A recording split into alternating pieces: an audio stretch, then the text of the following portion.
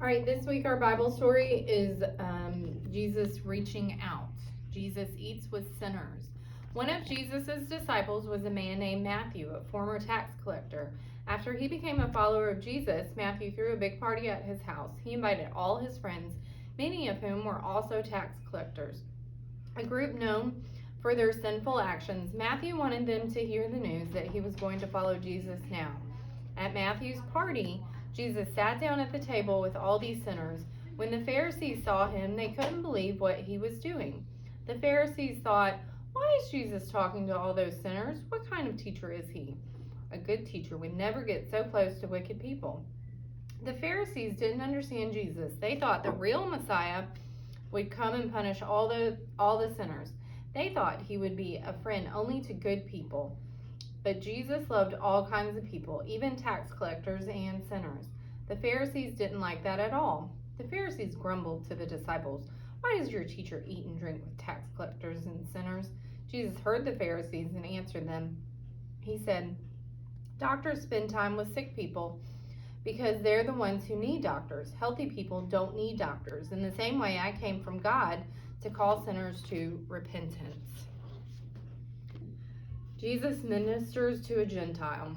One day as Jesus was entering a city, a centurion came running up to him. This man was a leader in Rome's army and had 100 soldiers under his command.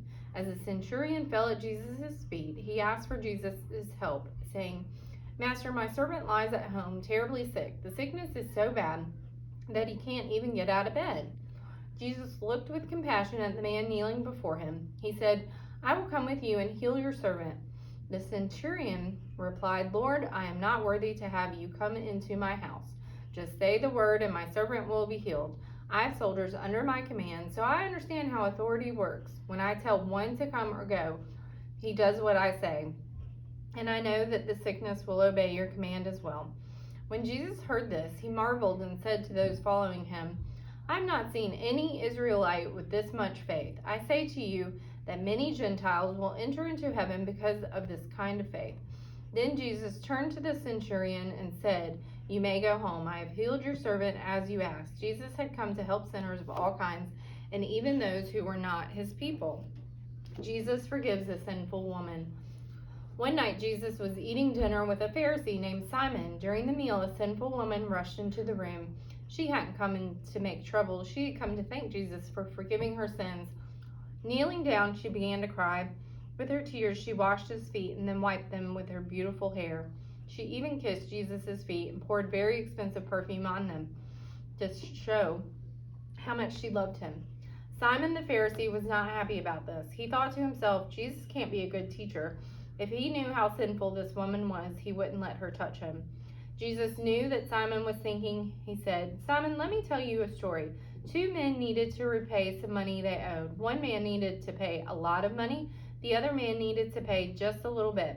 However, neither of the men had the money to pay what they owed. One day, these men got some very good news. The man they owed money to said that they no longer needed to pay him anything. Jesus asked, "Which of the two do you think loved the man more? The one who had owed lots of money or the one who had owed only a little bit?" Simon said, "I guess the man who had owed a lot of money would have loved him more." Jesus said, "You're right. Don't you love how much this woman loves me? Why do you think she loves me so much? It's because she has been forgiven for many sins." Then Jesus turned to the woman and said, "Your faith has saved you. Go in peace." And our Bible verse this week is, "For he is the living God, and he lives forever." Daniel 6:26.